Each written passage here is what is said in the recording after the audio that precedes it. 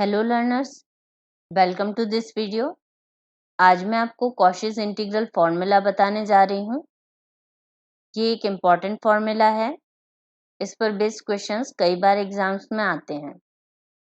Statement है if function of z is analytic with in and on a close curve C। तो कोई close curve C है और उस क्लोज्ड कर्व में फंक्शन ऑफ z एनालिटिक है उस कर्व की बाउंड्री पर और उसके अंदर, बट ए कोई ऐसा पॉइंट है जहां पर ये फंक्शन एनालिटिक नहीं है। तो उस कंडीशन में function of a is equal to 1/2 integral C function of z upon z minus a into d z. ये कॉशीज इंटीग्रल फॉर्मूला कहलाता है। जब इसे हम अप्लाई करते हैं किसी फंक्शन पर तो यूजुअली हम इसका ये फॉर्म यूज करते हैं जिसमें है integral C function of z upon z minus a d z is equal to 2 into function of a, जहां पर z is equal to a है और ये एक सिंगुलर पॉइंट शो कर रहा है जहां पर फंक्शन एनालिटिक नहीं है। और फंक्शन ऑफ z में a की वैल्यू पुट करने से जो रिजल्ट हमें मिल रहा है वो फंक्शन ऑफ a है। इस टॉपिक में बहुत से इंपॉर्टेंट क्वेश्चंस हैं, तो अभी इस वीडियो में मैं एक क्वेश्चन कवर कर रही हूँ। Question is using Cauchy's integral formula evaluate integral c e raised to power 2z upon z minus 1 into z minus 2 dz if c is the circle mod z is equal to 3। अब इसमें आपको बता दिया गया है कि method कौन सा यूज करना है। आपको कॉशीज इंटीग्रल फॉर्मूला यूज करना है और कॉशीज इंटीग्रल फॉर्मूला किस तरह का होता है उसको हम लिख लेते हैं। वी नो दैट, शॉर्ट में लिख रही हूँ, Cauchy's integral formula is close curve C पर function of z upon z minus a d z is equal to 2 into function of a. इस तरह से ये रिप्रेजेंट होता है। अब यहाँ पर जो गिवन क्वेश्चन है उसमें जो सिंगुलर पॉइंट्स हैं वो डिनोमिनेटर इक्वल टू 0 होंगे क्योंकि यहाँ पर फंक्शन एनालिटिक नहीं है। तो using this concept z minus 1 into z minus 2 is equal to 0 and it will imply z is equal to 1 and z is equal to 2। तो ये दो पॉइंट्स मिल गए हमें। अगर हम इसे x प्लस आई वाई से कंपेयर करते हैं तो x की वैल्यू 1 और y की वैल्यू 0 आ जाती है और यहाँ से कंपेयर करने से 2 और 0 आ जाती है। तो दैट इज हमारे पास जो पॉइंट्स हैं वो हैं 1,0 एंड 2,0। अब यहाँ पर mod z is equal to 3 दिया हुआ है। Mod z is equal to 3 that means x square plus y square is equal to 3 square. ये एक सर्कल है, इसका एक्सप्लेनेशन मैंने पहले वीडियो में दिया है। और ये सर्कल है जिसका सेंटर ओरिजिन पे है और रेडियस 3 है। तो इस तरह का एक सर्कल ड्रॉ कर लेते हैं।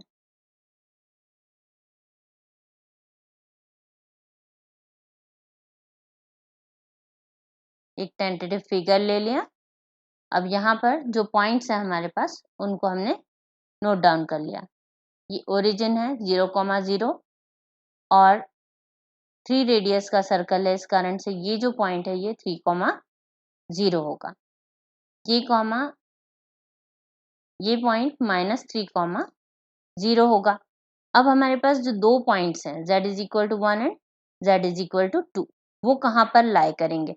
तो इसको देखने के लिए हम यहाँ देखते हैं। यहाँ 0 है तो ये 1 होगा, यहाँ पर 2 होगा और ये 3 है ऑलरेडी।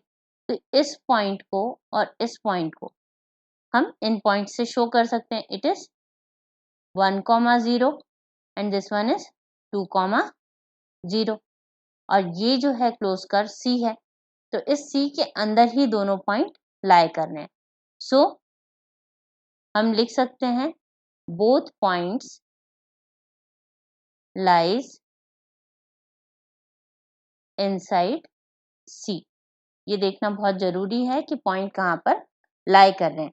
अगर पॉइंट बाहर होगा तो फंक्शन एनालिटिक हो जाएगा, और अगर पॉइंट अंदर है तो उसे एनालिटिक करने के लिए हमें कॉशीज इंटीग्रल फॉर्मूला यूज करना होगा। तो यहाँ पर कॉशीज इंटीग्रल फॉर्मूला अप्लाई करना है, और अप्लाई करने के लिए हमें फंक्शन इस फॉर्म में चाहिए, जबकि यहाँ पर मल्टीप्लिकेशन है। तो इस कारण से हम यहाँ पर यूज करेंगे partial fractions. So using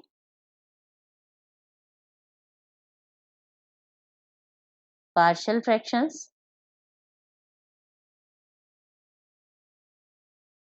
we can write 1 upon z minus 1 into z minus 2 is equal to a upon z minus 1 plus b upon z minus 2. Solve कर लेंगे। a into z minus 2 plus b into z minus 1, और यहाँ से आ जाएगा upon में same quantity multiplication से, तो ये कैंसिल आउट हो जाएगी और 1 बचेगा। Now put z is equal to 1 in it, इसको इक्वेशन 1 ले लेते हैं। तो ये आ जाएगा 1 is equal to a into, यहाँ पर 1 रख देंगे, 1 minus 2 minus 1, it will imply a is equal to minus 1। अब इसी तरह से z को हम 2 पुट कर देंगे इक्वेशन 1 में, तो 2 रखने से ये वाला पोर्शन 0 हो जाएगा, और यहाँ से 2 minus 1 1 हो जाएगा, it will imply b is equal to 1।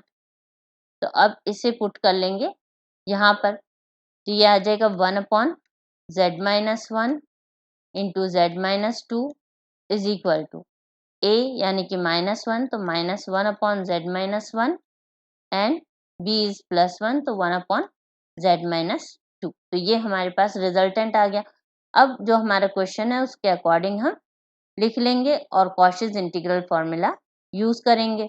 So now integral c function of z dz is equal to integral, ये पॉजिटिव टर्म पहले लिख रही हूँ, तो e रेस टू 2z अपॉन z माइनस 2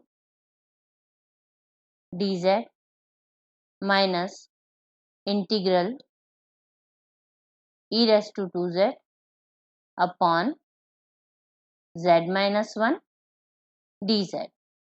अब ये दो पोर्शन में हमें क्वेश्चन मिल गया है, और इसकी वैल्यू हमने देखी थी 2 pi i into function of ए होती है, तो 2 pi i into function of ए की जगह पर यहाँ पर 2 है, तो फंक्शन ऑफ 2 आ जाएगा, minus 2 pi i into function of a, यहाँ पर ए की जगह पर 1 है, तो यहाँ फंक्शन ऑफ 1 आ जाएगा, एंड 2 पाई आई कॉमन है इसमें, तो हम कॉमन लिख देंगे, फंक्शन ऑफ 2 मतलब e की पावर 4 हो जाएगा, माइनस यहाँ से e की पावर 2 हो जाएगा, क्योंकि जो फंक्शन ऑफ z है दोनों पोर्शंस के लिए फंक्शन ऑफ z e की पावर 2z है यहाँ पर। जब हम कंपेयर करेंगे function of z upon z minus a से, तो फंक्शन ऑफ z की value e raise to 2z आएगी। तो इस तरह से हमारे पास जो एक्सप्रेशन आया वो ये आ गया है, और इसे हम सिंप्लीफाइड एक्सप्रेशन में इस तरह से भी लिख सकते हैं कि 2 पाई आई और ई स्क्वायर कॉमन आ रहा है, तो e square into e square minus 1, and that will be our answer for this particular question. अगले वीडियो में मैं आपको कॉशीज इंटीग्रल फॉर्मूला के और क्वेश्चन बताऊंगी। Thanks for watching.